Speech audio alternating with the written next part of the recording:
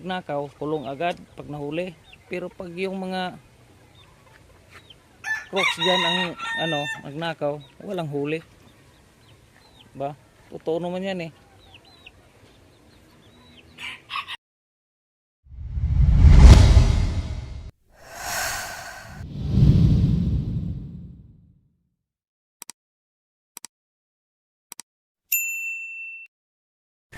What's up mga kalilingaw? Update tayo sa aking mga alaga. Dito ako ngayon, samahan niyo ko at papakita ko sa inyo yung mga alaga ko nung dati. Yung inalagaan kong pangalawang mga sisiw. Ngayon tingnan mo sila. Ayun na sila. Papakain ko po lang sa kanila. Ito yung ano nila, lagayan ng pagkain. Kaya tingnan mo mga kalilingaw, ang lalaki na yan sila so tatay sa kabila. Iyon naman yung mga nila, yung mga kapatid. Ayan yan sila yan, nasa kulungan. Pero ito naman, dito yung ginawang ko nila ng kulungan. Tapos pag araw binibitawan ko muna, pinakawalan ko sila para gumagala naman. Kasi malakas kumain ng yan eh. Yung ang tawag nito, mga damo. So, punta tayo doon sa kabila, doon sa mga alaga kong kambing mga guys. Alam nyo ba mga kalilingaw, naglagay ako dito ng ilaw. Yun yan. Yan. O nung nakaraang linggo dito, ninakawang kami ng manok. Ngayon lagyan ko na lang ng ilaw para depensa sa liwanag, kasi dito banda ang dilim. Madilim dito. Nandito yung mga alaga ko. Yan mahirap naman kasi pag pabayaan ko tong mga alaga ko, yan mga kambing. Dito yung yan sila, yung mga manok. Yun nga, yun nandoon. Doon yung mga pabo ko. Yun. Ngayon, nakawang kami ng manok dito. Hindi namin alam na gagawin nila yun. Dahil alam nila na squatted ng lugar na to. Dito yung nakalagay. Diyan, sa kulungan na yan. Okay. Tulad niya manok na yan. Hindi ko kalahin na kasi ito yung dito, yung parating yung pista. Kaya dito na dumaan Ayan. Kaya ngayon linagyan namin ng screen. Doon dumaan. Kilala ko yung kumuha noon kasi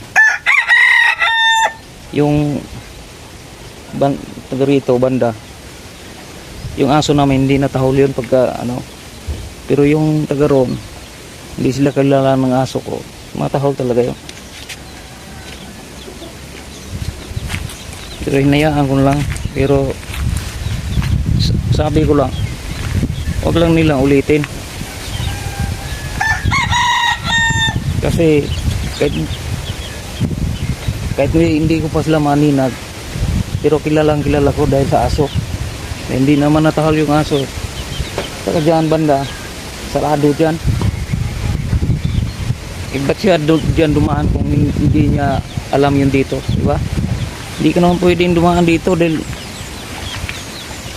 saan ka dadaan? Layo nang iikutan mo. Dito ka dadaan, dito layo nang iikutan mo, tapos makita ka pa ng aso, makita ka pa ng mga tao dyan, nabitbit mo yung manok, huling-huli ka nun. Yan ginagawa ko tuwing gabi, sinisindihan ko na yung ilaw na yan. At least kahit pa paano mayroong liwanag.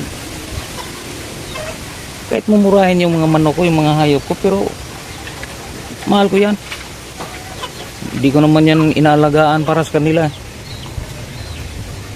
Kung gusto nilang manghingi, hindi ako matakaw. Dahil tagal akong nagtatrabaho na yung kita ko daming nakikinabang. Kaya nga ganito lang lagi ang buhay ko eh. Hindi naman ako mahirap, hindi rin ako mayaman. Tama lang yung pagkain namin sa isang araw. Sa araw-araw mayroon ka lang mangunguya. Okay na sa akin yun. Hindi ako katulad yung iba na naghabol na gustong yumaman. Yumaman ka, maganda yun. Pero pag ikaw nawala, madadala mo yun. Para ka lang na nag-iinip nun eh. Tulad ko, gumagawa ko, parehas kami nagtatrabaho, parehas gustong kumita, parehas kumakain. Pero ang nasa isip ko, hindi ako naghahangad na yumaman. O tingnan mo, yumaman ako, hindi yung ganyang bahay ko. Kung naghangad ako na yumaman, bakit?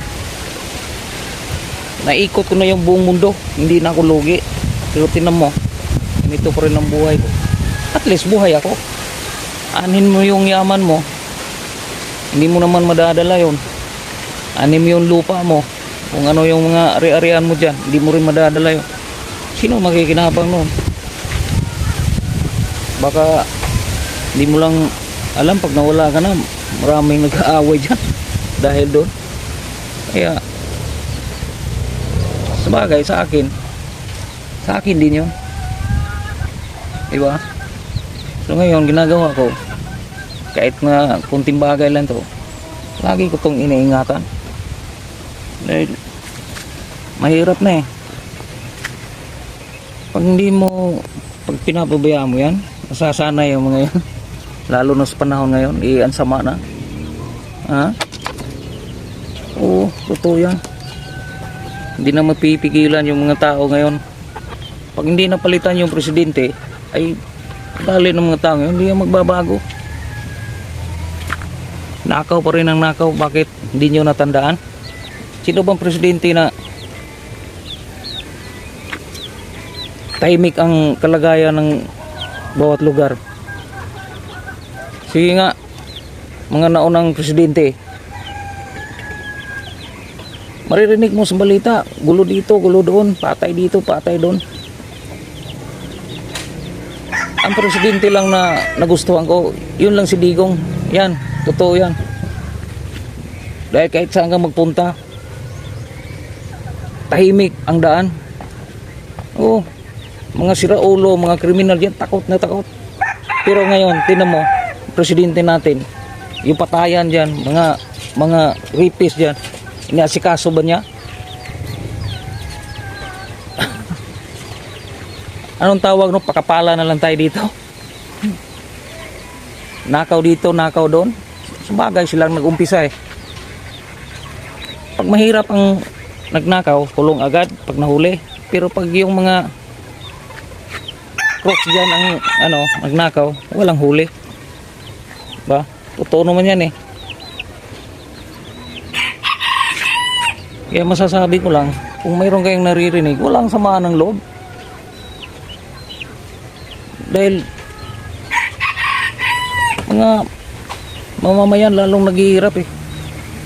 Ang ginagawa nyo yung mga dyan, kita ng mga tao yan, pero ginagawa nyo. Kaya nga ako nga eh, kunting bagay nga lang tong ko, binabantayan ko na eh. Kaya sabi ko, marami na akong nadaanan. Sa totoo lang, makasabihin yung mayabang ako, oo, marami akong nadaanan. Hanap kang anong gusto mong nadaanan ko, sabihin ko sa'yo, baka sabihin mong mayabang ako, pero totoo yan.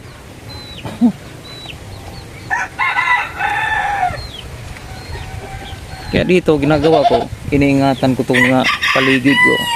Dahil ito lang pinagkabalahan ko sa sarili ko eh. Naglilibang ako sa alaga ng mga hayop. Kasi dito ako lumaki. Oo, maliit pa lang ako. Dami ko ng hayop inalagaan.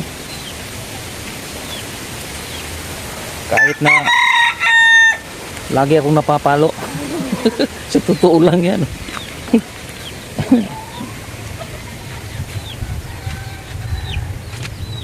Ano mo yung mga alaga ko, kahit ganyan lang yan. Pero malaking bagay yan sa akin. Oo, diyan ako lumaki sa mga ganitong hayop. Kambing, manok, baboy, baka.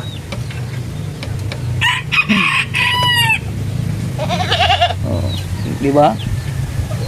Now, umangal na yung kambing ko dito to. So yun ang pinakita ko sa inyo mga kalilingaw. Maraming salamat. Dahil tuwing gabi nagmamasid ako dito. Bye bye.